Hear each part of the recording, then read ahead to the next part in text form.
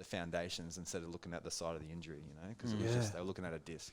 Or the fucking new protein that's out when you're not even eating properly. You know what I mean? Yeah, for sure. It's gonna fix you. Like, Yeah. fuck. What's next for you guys then? Like, where do you want to take this? I think I'm really feeling drawn to the deeper side of it. So I feel like between the three of us, so it's me and Callan right now, but there's another guy, Nick, who does all the PDF stuff, and he's studying Chek himself, and he's going to be amazing at it. I think we've all got a very similar direction we want to go, is we want to build it to help everyone. And I know that when you align with the universe to help, just everything falls in your lap. Like, nothing in my life has been as easy as Corrective Culture, but it's something we put so much effort into, but it's just feels like it's just coming out of us. Like, it's easy, like, man. Yeah. the posts are easy, the content's easy, everything that I do with film and stuff. Like, I have to like watch what I do and put out and all that. So it's cool. I think the answer to your question is like onwards and upwards to whatever the universe. You know, Yeah. let's not row Cap it. the yacht. Let's let the yacht sail. You said that the other day. They said someone said metaphor for like the Hawaiians. It was a mythology when the Hawaiians or something were discovering when they could see an island or something. They would try to pull the island to them, not row the boat, because Sick. you know the boat can go over. But if you pull and you got your destination, you keep your eyes on the destination. Sick, And you man. just, you know, That's so sharp. That's cool. yeah. Like to also answer that question. Like, I reckon we're pretty powerful with the three of us. The fact that if one of us learns something, the other two learn about it real quick. That's that's good. That's what I can kind of gauge. Yeah, like he's a real. Shitting on each other. Constantly learning. Hey, like I'm reading Boundless, Ben Greenfield's book at the moment, and it's a monster of a book. But I just come home and I relay it to Callan, and then he's got new shit. He's studying like Tom Myers, myofascial stuff, anatomy trains, and they're not. Yeah, it's just constant, man. Like, I've actually had. I'm like lately. I'm like, fuck. I need to do some meditation because I'm just rapidly learning. Hey, like, I need to fucking shut the brain obsessed, down. man. You know, so obsessed. Like, all my money goes back into this shit. I don't care about money when it matters about like me learning this stuff, because you know, I'm carrying my tools around with me everywhere. You know, someone's got a bad back, I don't need much. I can just I can travel the world, work, and I don't need there's no overheads really. You know, I don't need to have a fucking hammer on me. Like, it's really nice. Fuck yeah, dude. And one thing I wanted to touch on as well is like, we're just normal dudes, eh? Like, we still party, we still do shit. I want to get that out there to the world, that it's fucking cool to focus on your health. I mean, Callan, he went to prison. He's been to prison. I used to be a little street fighting, you know, rat. You know what I mean? Like, boogers, man. I remember all the boogers back in the day. It's like, it's like always up on the hill smoking bongs. But And you don't, you know, you don't have to be this. You don't have to be this guy that's just like, there's no. It can be for anyone. And I really feel like that's super powerful for people. So you can go and enjoy beers with your mates, but fucking eat organic during the week. You know, just 80-20. 80-20. 80-20, a good rule that. Yeah. And like, I'm getting inspiration out of you guys as well. Like I said, I'm like, who the fuck are these guys? Like, I'm like, they're doing everything that I fucking want to do. Sick. And I'm like, yeah, it's funny. It's contagious, eh? Yeah. It's like when you see someone living it really is, yeah. Like, it changes your whole circle. So I mentioned, like, you know, we used to be a loose circle. So like my mates now, like my close mates, they all eat organic. You know, they because I started eating organic, so they all eat organic. You know, not because I did, but because they saw how it changed my life. You know, so they all start stretching now because we don't want fuck bodies. You know, so but we stretch smart. We stretch what's tight and not, you know, we strengthen what's loose. You know, we train all in the same way now. Like, you know, if I want to be strong at this sport, this is the way we train. You know, we always train specific to our sports and always train out of imbalances. And it fucking spreads like wildfire. So I say it changed the world. That really reinforced me.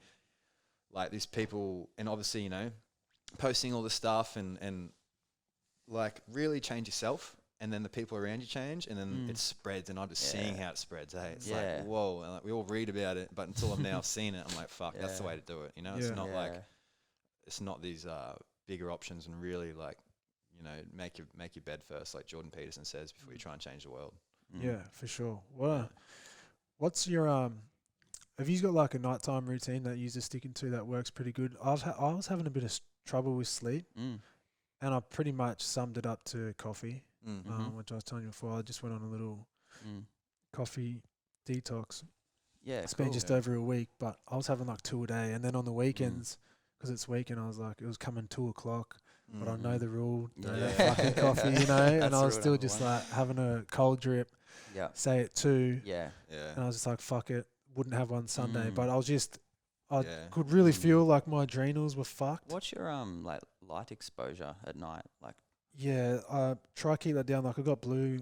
You got the blue glasses. Yeah, glasses. And my brother actually had a good idea. We put red cellophane on the lights just to make it real like kind of like studio looking, and it wasn't bright at all. But like Mrs. ripped them down because it's just not good.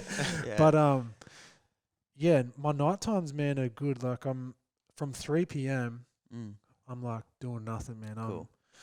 I'm cooking dinner, listening to cool music, sitting outside watching the clouds. Like I just don't want to be distracted. But I was still waking up at like 2 or getting jittery at night, like not like tossing and turning, overheating. My body's real hot. A lot of the time I sweat a lot. I'm real overheating. So I think coffee for me is probably not the best choice, and especially 2 a day, you know what I mean? So well, it depends how you're having coffee. Like if you have a medium roast, like Bulletproof, or look up like the Corrective Culture recipe. We have so we just use raw dairy, raw cream, espresso, and then a bit of butter. And like I love coffee so much, it's my life. So I'm not giving it up, and I just had 8 months off it, and then another month. So I had 8 months, got back on, and then did the cleanse, had another month off it. But having these bulletproofs or with a lot of fat in the coffee, I feel like I'm having a flat white, but I don't get high, and my moods don't just go rapidly up and down because it's a really, really strong herb. And I love it so much. I love the social aspect of it. But it's got to be, you got to have the discipline to do it right. And like even this morning on the way here, I was like, fuck, I'll just stop in and get a double shot flat white. And then we made one, but it didn't quite work out. We used it off organic. Yeah, we just put off coconut milk and it. Sorry about that. If you wonder what happened to that coffee, went down the drain. For a night routine, man, like again, work out, the whole principle is yin yang, right? So work out, work in. So if I do, if we go do an hour workout this morning, tonight I'm going to do an hour work in. So I'll be foam rolling, I'll be stretching, I'll be breathing, countering it, however, big on doing that at night time. It feels good for me. And like one of the biggest things I change, like if someone's got a sleep issue, and I put this on everyone's program, it's called longitudinal foam roll, where we lay a roller lengthways down the spine, so head and the tailbone are on the roller, puts you in a slight extension, right? So it's opening you up, but you just have your arms out, and about 10 to 15 minutes you just lay there and you breathe, all right? And you try and mobilize your rib left and right. Because you're in extension and you got gravity hitting your spine from above, it puts your spine on like creep. It's called creep. So after 3 minutes of time under tension, when a muscle's stretched, it'll really start to lengthen. So all the little small muscles in between your vertebrae, they separate. Okay? So, and that's just like laying on the flat ground is going to do the same thing, but this just has that nice bit of extension. It's a specific roller, 90 centimeters long by 10 centimeters wide, so it fits between the scap, so the scap doesn't jam. That little skinny one you had in there? That little one in there, So I had a girl, she seen me because she wants to get pregnant, right? Fertility. Her body's pretty good, but I can see, she has no rhythm in her life, right? And for fertility, you want rhythm, you want a predictable environment for a child. So she needs to be eating at the same time. Obviously all organic, because all the sprays fuck a girl's estrogen. So they make these xenoestrogens, which simulate normal estrogen, but really they don't. They damage their body. She needs to be eating at the same time, resting. And she had it's really anxious. She was anxious and she was working too much. So just all that lay her back, but she couldn't sleep right. So the first night she did a 10 to 15 minute chill out breathing exercise on the foam roller, did all her mobility and stretching before that, and then she slept the whole night through. And now she sleeps the whole night through. And that's straight away. So that's just saying bringing yourself into a parasympathetic, just that rest and digest. And I reinforced in her mental work because she had an ex-partner that was stalking her, and that would cause her anxiety to go through the roof. So she was literally being chased by a tiger. Yeah. And back in the day. So no child is going to feel, your body's not going to let you fucking have a child when you're constantly running from a tiger. She's cutting her fats out, so she's not eating fats. So then the body thinks she's not getting fats. She can't give any to her kid. So let's cut her fertility off. Let's stop her period. You know. And True, that's hectic. And that man, that changed her. Just chilling, that changed her whole life. You know. So we find out. I find out actually this week. She's pregnant. She finds out this weekend. Oh, cool. She's pregnant, but oh yeah, she was putting on weight too. She was just putting on weight, training more. So I cut all her training back, like not back off. I cut all her training off, just doing the resting, and she lost 2 kilos in 2 days. You know, and that's how a female's body works. You know, we're a bit different, but a female they're meant to carry 2, so they feel the indifference is worse because the baby's gonna feel them. So that's massive for any. And that was the same with Paul at HLC too. He just walked up to this chick, stopped the class, just walked up to this chick and said, "You're trying to get pregnant. You're too much of a male. You need to be more of a female before you can have a child." And then just kept teaching the class, and she just cried. But I know she had a child, like, you know, after that.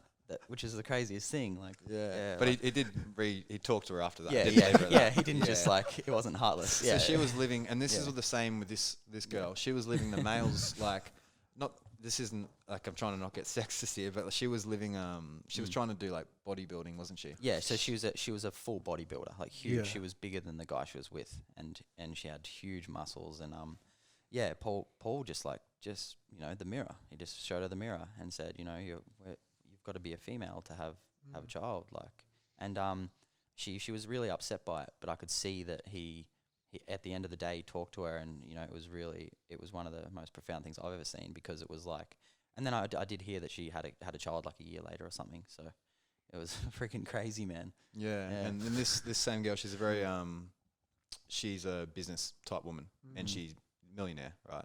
So she makes a lot of money. Everything's been career. She's never wanted kids before, really. And then all of a sudden, you know, everything changes, right? Like, things change. The way you feels change. And she's like, I don't want any of that anymore. I want to have a child and I want to have a family, you know? So now that's changed. But now I tell her, like, that pairs with work too, right? You need to step back from the work environment, because her husband's a millionaire too. So they're all right with money, you know? So... but she's all in, and I can see it changing her whole life. You know, I got her to buy a Thermomix because fuck, you know, she can afford it. It makes being healthy so much easier, you know.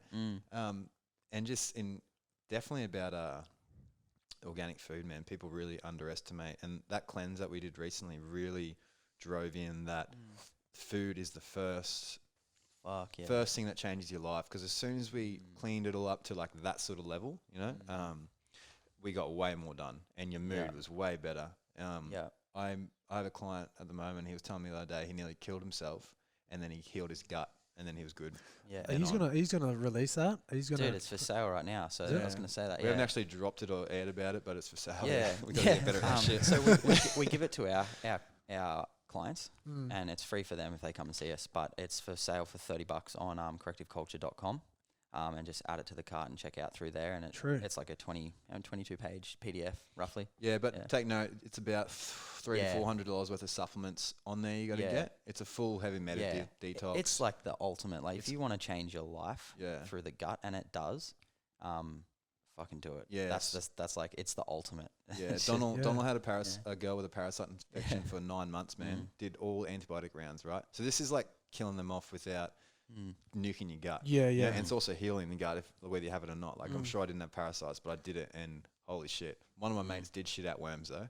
Yeah, true. Yeah. He was having 700 grams of honey a week. But this is what you do. If you go to like Indo or something, you come back, you know, this is what you do. But if I have a guy right now too, he's lost 7 kilos and he's only at day 13, and his range of motion wasn't increasing a lot. Right, so this is why it's big on physiological load. He was doing all stretches mobility, but it's one of the tightest bodies I've ever seen, like concrete.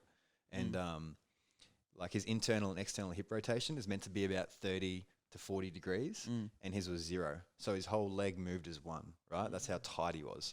And he, as soon as he started the cleanse, right, he started with a 3-day bone broth fast, calorie restricted fast. So he lost 1 kilo a day doing that.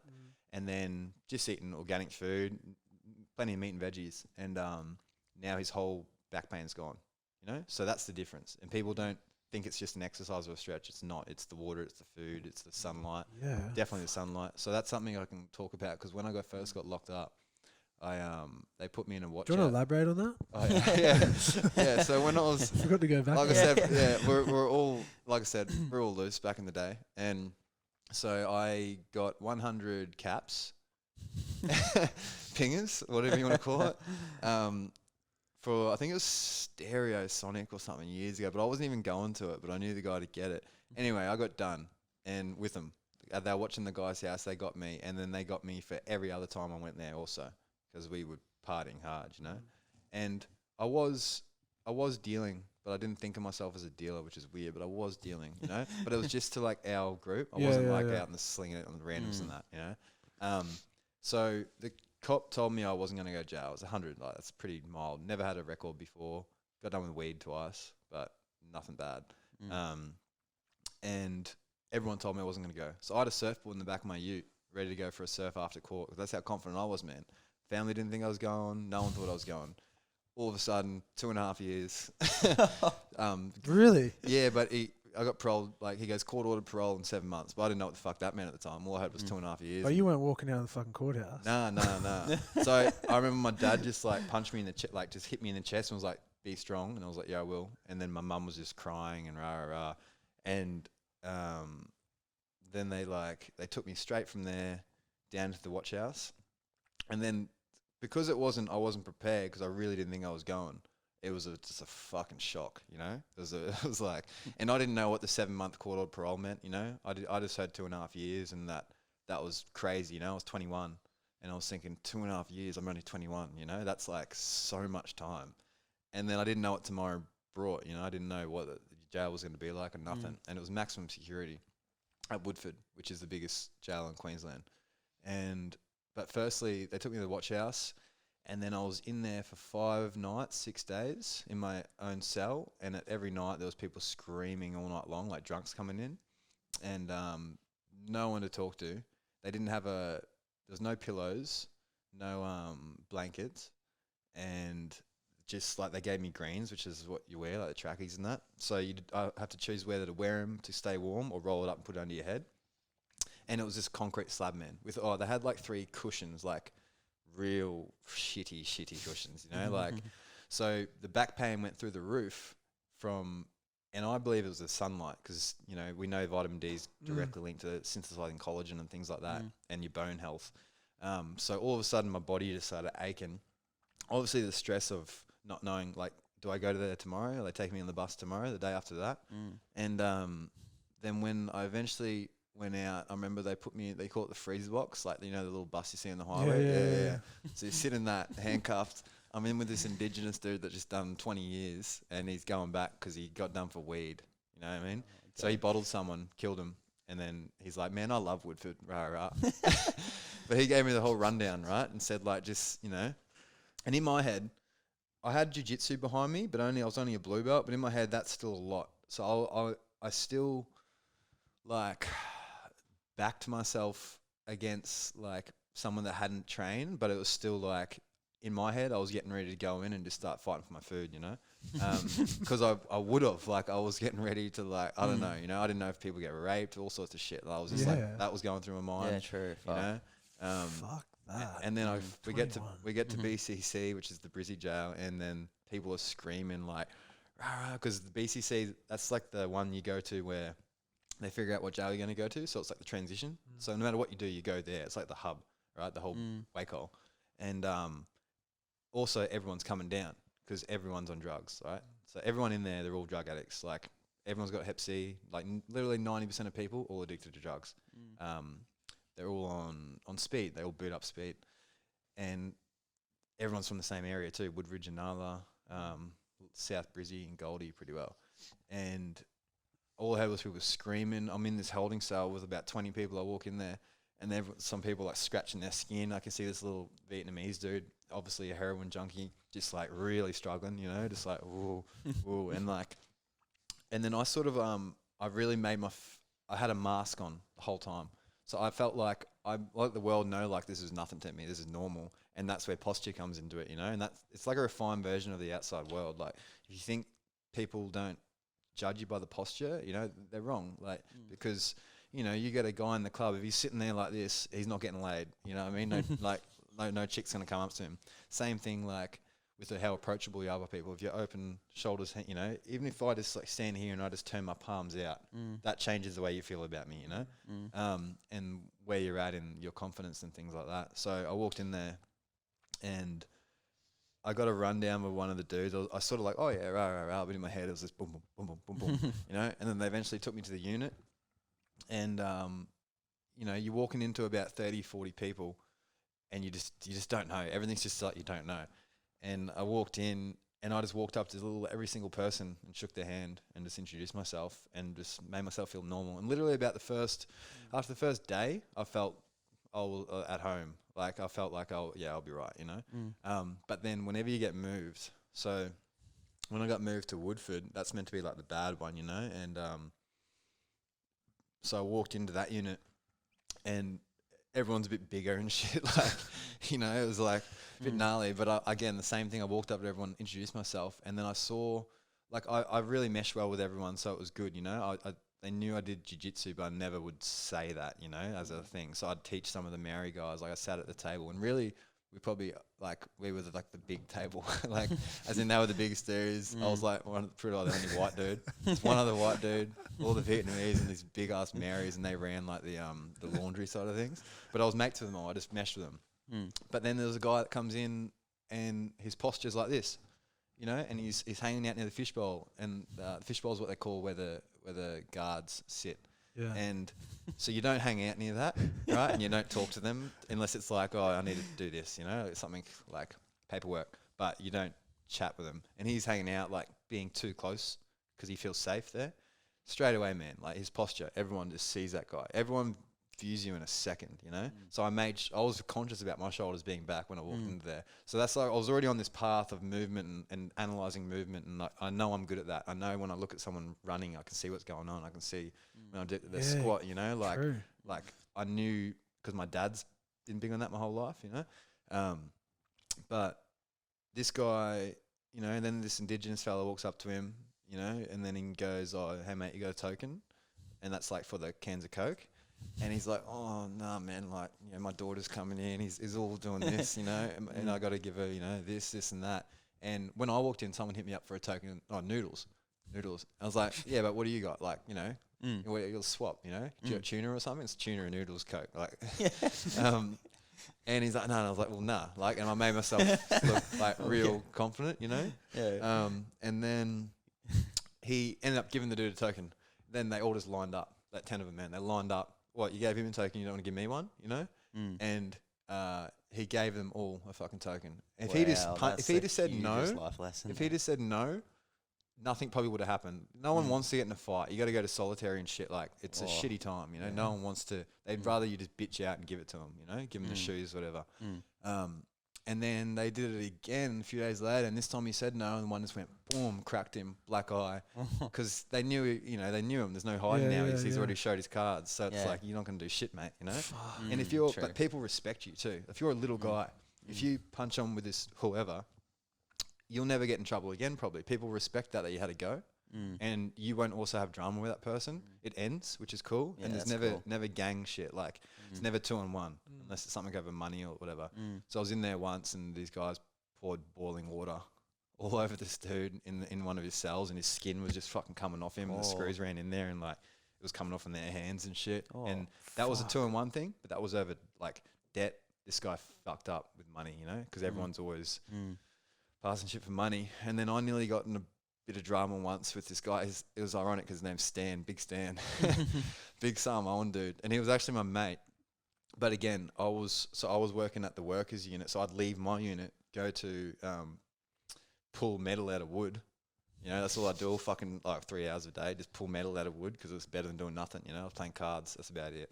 And then I come back, and since I was the only one doing that, I'd run the Subutex, which is like a heroin substitute, and it was just like what you do for the boys. Like, it wasn't like I could have had some if I wanted it, but obviously I wasn't booting shit up. So then, here you go. But then, you know, I was really at there was nothing in it for me, you know. And I did it a couple of times as a favour, but then it became a bit regular. And I was like, I'm only getting extra time if I get caught here. And then Big Stan, the big Samoan dude, was like, yeah, give it to him, rah, rah. And I was like, no. I was like, nah, don't give it to me. And he just fucking flipped it. Really, the cool thing is he's a really nice guy, right? But I was the difference between him getting his fix and not getting his fix. So he didn't like when people stood over people and that, but he wanted his drugs still, you know? And he was like, fucking dog. And dog's a bad word to say in there, man. And in my head, I was like, fuck, I got jiu-jitsu. I did not want to punch on with this dude. This is like way bigger. But I would have, you know, if I had to. And everyone else put their head down. You know, no one cared. Like, they were like, oh, shit, because he was like the head. And then luckily I got back to the unit and someone else must have done it or something. And he come up and he apologized to him. He's like, oh, sorry, man. Rah. He's one of those guys that he will like bash someone and he'll feel bad afterwards, you know? Fuck. And then you can feel when tension is rising. It's this communal. It's like what happens in America right now. Like the whole community feels the energy. And you can feel when shit's about to go down, like everyone's just a little bit That's edgy. what I was about to say to you, man. I was like, how's the energy in it? Like, when I look at jail, I'm like, there's so much trauma and fucking weird energy that would just be in. You know what I mean? Walking through there, it's just like, fuck. It's usually good, man. Like, after you've been like there for a little while, it's like home. Like, I feel like it's my home. Hey, boy, like it's nothing. But then you feel when things get tense. And the day I moved out of there and went to Res, which is like a residential block, which is way better. It's like a little town. There was this guy named, what was his name, Rob?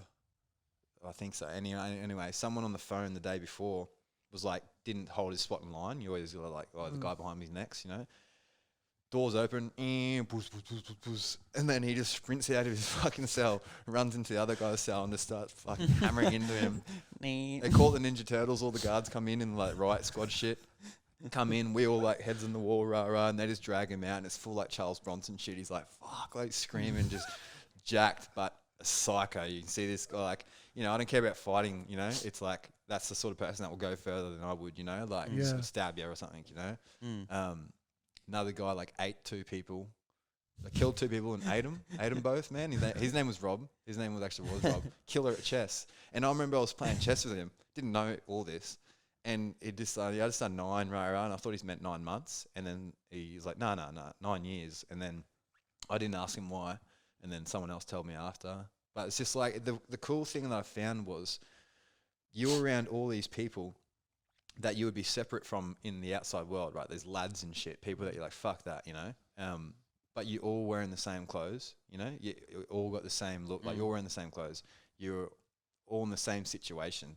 And everything on the outside that separates us, money and cars or whatever, jobs, in that it doesn't matter, and it's all just who you are as a person that gets you by. And I really saw that all these people that done a lot of bad shit, that deep, they still had good in them. You know what I mean? They still had a heart, and it was just they are who they are, and that you know now back in the Gabble Mate's work, like faults, like people feel at fault or things, but I don't feel hate towards someone doing bad shit anymore. I just look at them like that's them and this is me, and that's their environment, that they just are, you know. It's not their fault, it's not a fault, they just are from their environment, you know, and that's their, you know, I'm lucky I didn't have that environment that molded me like that's that. Their you know? incarnation. And it sort of sets you free from the anger and the hate in there. But again, everyone's got that shadow in them, because I saw these really good guys, like my tennis partner took 2 guys out the back of Goldie, made them dig their own graves and then shot them both. You know, he had like soldier tattooed down his forearms, like Russian. And great, nicest dude ever, man. Was like, you want, here, have this, like, rah, rah, rah. And it's just like, you see the shadow, like you see it, like how Jordan Peterson and all that say, like it's, you think it's not in you, it is in you to a certain level. Like you think you wouldn't kill someone, like if you're not eating for 5 days, you know, and someone's got food and you don't, shit changes. Like, so true. It's all just circumstantial there. In us, Fuck, what do you think about what's happening overseas now at the moment? Ooh. Oh, fuck, I think it's pretty full on, eh? I think that I feel really empowered. I do personally, because I'm just like fucking so sick of seeing these cops beat up people for no reason. They're just taking this power and running with it. And I know there's good cops for sure, and I know we're all so individually different, so I get that. But fucking oath, this shit needs to be done now, because it's like something needed to happen, man. It's just gotten out of control. You can't just put your knee on some, you know, guy's head. Doesn't matter what color you are, you know, and kill someone. And like just, oh, that guy sucks, dude. Yeah, it sucks. I think it. Me and my brother were speaking on the way up here with America as well. It's like I love hip hop. Yeah. But hip hop culture nowadays, it seems like the mainstream is like, fuck this bitch, get this money, take this drug, blah blah. Yeah. And it's like it's not positive reinforcement to community and people who follow hip hop and stuff over there. And I think it's not cool to be knowledgeable and it's not telling a story. Yeah. And so I feel a change coming. That's me personally. I'm like, there has to be, man. Like, huge. If there's not, it's fucking. Yeah, like exactly like you said, empowering. Like I reckon that it's like it's not good, but it'll change. Man, cops will be scared to be putting their knees on people's necks now. You know what I mean? That's exactly this. Like, I mean, and I thought about it last night actually pretty in depth. I was like, look how much good has come from that one situation. And it's fucked that someone lost their life. And it was seen everywhere. It sucks for that family and everyone, it sucks. But how insane is it that one person, that might have been his incarnation to do that, and the world is forever changed.